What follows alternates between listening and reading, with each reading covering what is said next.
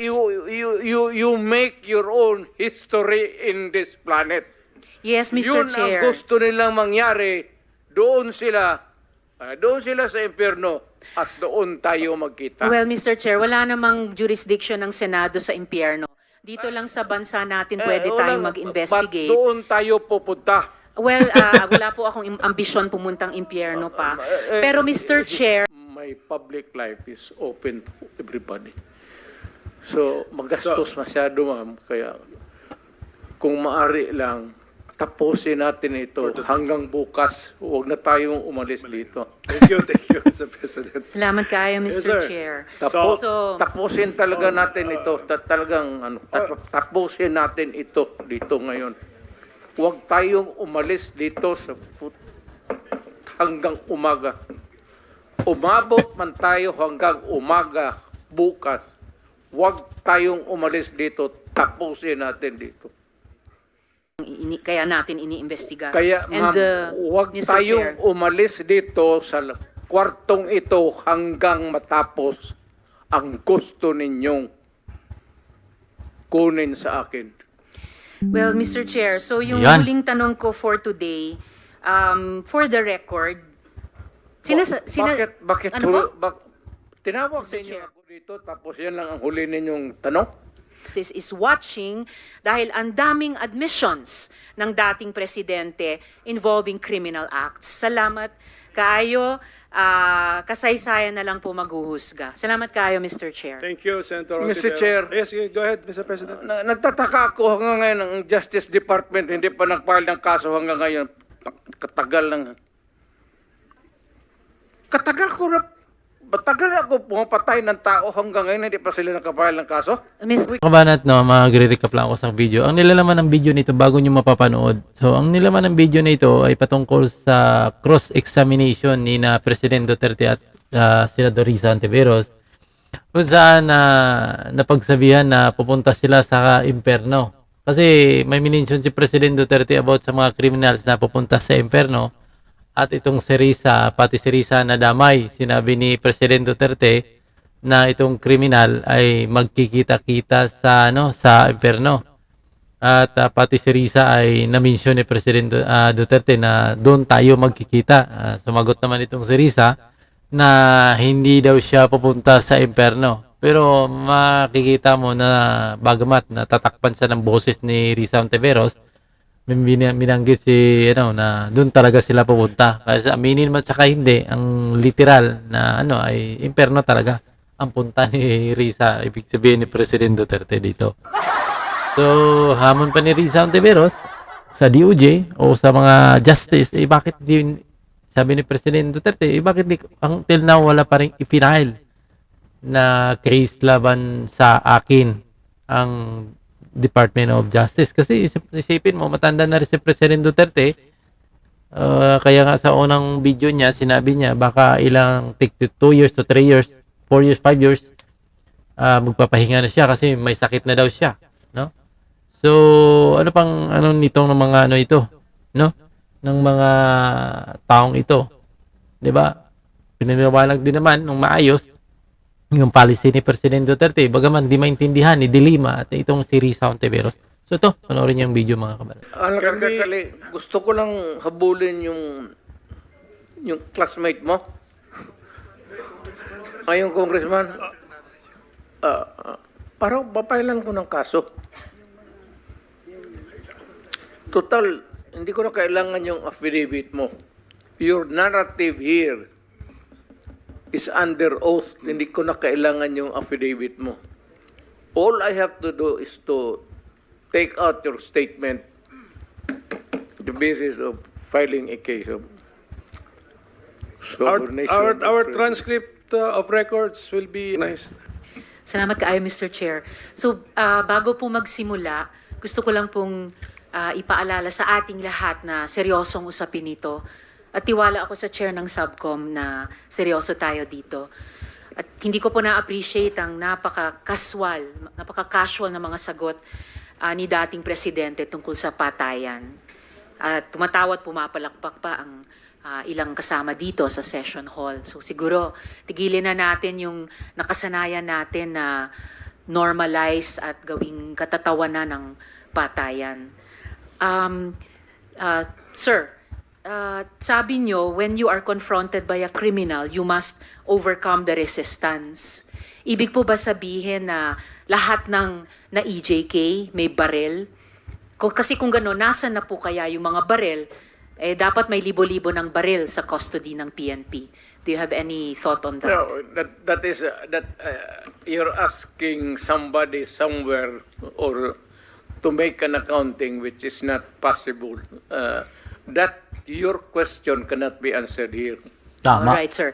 So, but I think it can be questioned kung hindi nyo kayang i-address, itatanong po namin sa PNP. Sabi nyo rin po kanina, you take full legal responsibility for the consequences of the drug war. Yes. Kanina rin, Yes. kanina rin sabi nyo maraming mali.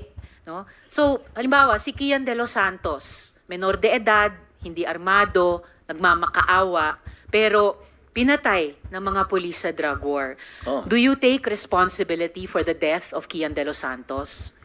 The criminal act, hindi naman siguro. The death. You take responsibility for his death.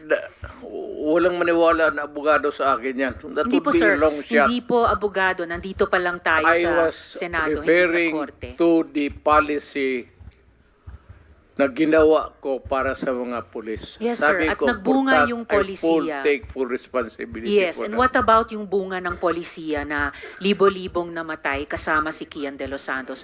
Do you also take full responsibility for that? Because in October 2020, na-quote po kayo na sinabi nyo, if there's killing there, I'm saying I'm the one. You can hold me responsible for anything, any death that has occurred in the execution of the drug war.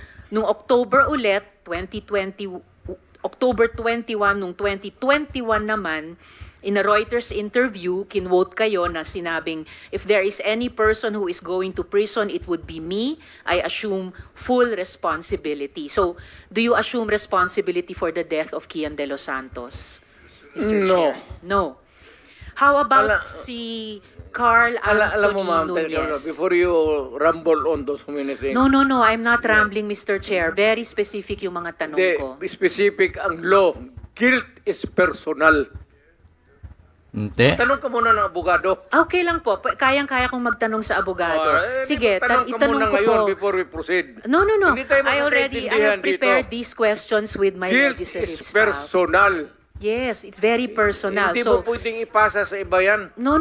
Hindi po ito pagpasa. Ah, Iniimbestiga kaya nga. po ng Blue Ribbon yung war on drugs at yung naging bunga na extrajudicial killings dyan. And I am basing my question dun sa mga sinabi ninyo repeatedly, parang tuwing Oktubre nga sinasabi nyo na you will take responsibility. Correct. So, yes. So now let me ask you about Carl Anthony Nunez, 20 years old. Walang nahanap na droga o baril sa katawan niya. Sabi nga ng investigador, mistaken identity. Do you take responsibility for his death? You know,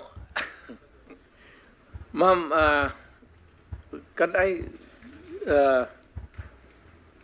ask for a recess of just a It's few all right, minutes? Mr. Chair. Yes. Hearing is suspended. Alright, skip nga natin to. Medyo masermonan siguro si Dilima, si ano dito. Haba ng ano, ito. Skip natin konti, nakalimutan ko. Kasi itong si Risa, parang bakit siya ipinipilit itong issue kay Kian De Los Santos nga yung tatlong polis ay napanagot na nun. Ayun ang problema eh.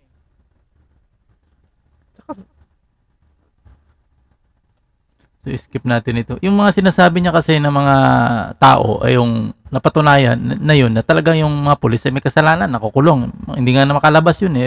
Reclusion perpetuang ang kaso nila na kay De Los Santos at iba pa. So ano pang hinahanap ni Risa dyan? Parang nagmumukha kang ing-ing pag ganun eh. May nanagot na eh. Ano pang gustong panagutin? Chair. Ganun Ito na. lang siguro kasi excited lang ako. First time ako naka-appear ng Senate. But walang personalan yan. It has nothing to do with you pati yung karakter ko. Yung boses ko lang kasi excited. But if you are offended by the demeanor, then mag-change gear ako. I'll try to do it with moderation. Salamat kaayo, Mr. Continue, ma'am. Chair. Continue. Salamat kaayo, Mr. Chair. At saka, Hindi, sandali, ma'am. Mr. Ganito, Chair. and I'm addressing lahat kayo. Taga-probinsya po ako. Hindi ninyo pwede akong masumo na paulit-ulit. Pag ginawa ninyo yan, isnabin ko kayo. Wala akong pera. I am not that rich na mag-travel dito sa aeroplano. Mahal yan. I am nabubuhay ako sa retirement pay ko. So, pati itong pamasahe ko, retirement pay ko yan. Wala akong negosyo ever since. Gobyerno lang ako. I have been an employee of government ever since. Kaya, I do not have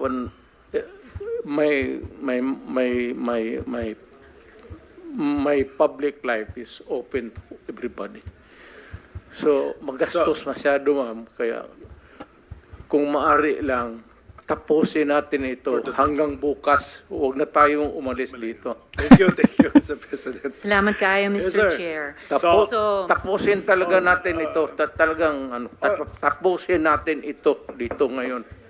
Huwag tayong umalis dito hanggang umaga.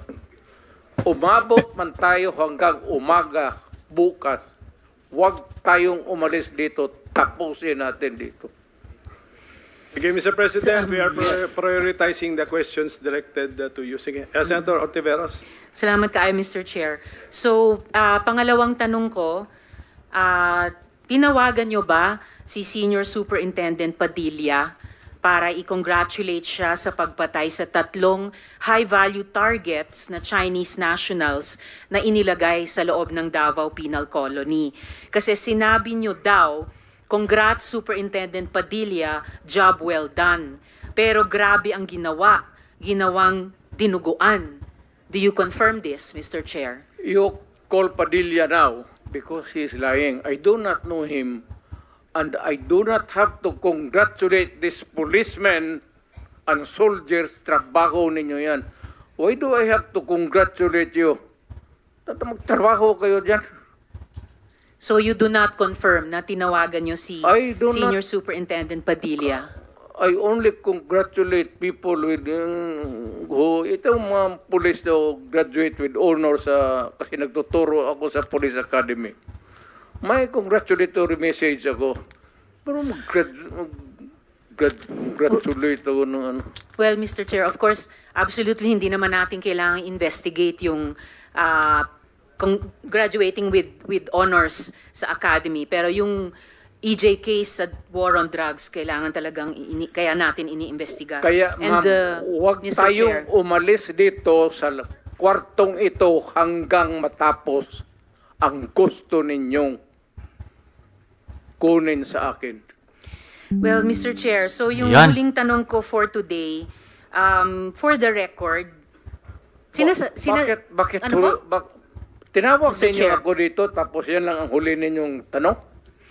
May mga colleagues pa yata tayo, Mr. Chair, na magtatanong sa dating presidente. So, for the record, sinasabi nyo ba na ang mga drug users at drug criminals ay dinideserve nilang mamatay na lang kaysa pumunta sa jail?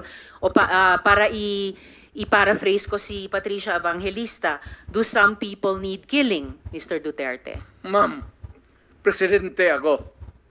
Nagagastos ako sa gobyerno. Bakit ako magbubuhay sa mga putang inang yan? Kung yung pera na ipapakain ko dyan sa preso, ibigay ko na lang doon sa mga tao dyan sa walang bigat. So, mas okay Walang pong trabaho. patayin sila kaysa Wala ipreso akong pakialam sila? dyan sa kriminal, ma'am. So, thank you for making that of record. Alam sa kriminal kung saan silang impernong gusto nilang pumunta. Well, Mr. Chair, for the record, you make your own history in this planet. Yes, Mr. Yun Chair. ang gusto nilang mangyari. Doon sila sa impyerno at doon tayo magkita. Well, Mr. Chair, wala namang jurisdiction ng Senado sa impyerno. Dito lang sa bansa natin pwede tayong Ba't mag-investigate. doon tayo pupunta? Well, wala po akong ambisyon pumuntang impyerno pa. Pero Mr. Chair, ang hirain punto kita, lang ma'am. nito, ang punto lang nito ay nung magsisimula ang anumang police operations, drug-related police operations, supposed to be at sinabi ng mga resource persons, merong pong manual of operations, merong continuum of force sa pag-enforce implement ng police anti-drug operation. So, ang premise is, yun na nga, arrest muna at build the case. Well, Mr. Chair, no, as a final word, I hope and I imagine that the Department of Justice is watching dahil ang daming admissions ng dating presidente involving criminal acts. Salamat kaayo. Kasaysayan na lang po maghuhusga. Salamat kayo, Mr. Chair. Thank you, Senator Mr. Ontiveros. Chair. Yes, go ahead, Mr. President. Nagtataka ako hanggang ngayon ang Justice Department hindi pa nag-file ng kaso hanggang ngayon. Katagal lang. Matagal ako pumapatay ng tao hanggang ngayon hindi pa sila nakapile ng kaso. Mr. Chair, another addition to the list that's growing by the minute. Okay, for the record, Mr. President. wala na tayo Mr. President, for the record, kasi may nagtanong din sa akin Wala. Huwag na tayo magdrama dito. Tapusin na natin itong istorya na ito dito sa Pilipinas. For the record, Mr. President, wala. Kasi naawa ako dito sa mga pulis. Sa totoo lang, naawa ako sa mga pulis, pati sundalo. Kaya ako, akin mind and mind alone. Pag nag-inutusan ko ito, mag-operate itong mga buang na ito, kung anong mangyari akin yan, I'm emotional because I've been longing to state this particular sentiment. Protektado ko yan sila. Basta in the fulfillment of duty, Mr. Senator, yan sila, naging chief of police yan. Protektado ko ang police pag nagtrabaho in the fulfillment of duty. Pero alam nila, ang mga police na pumasok ng kidnapping, alam nila yung police nila, pinatay ko. Thank you, Mr.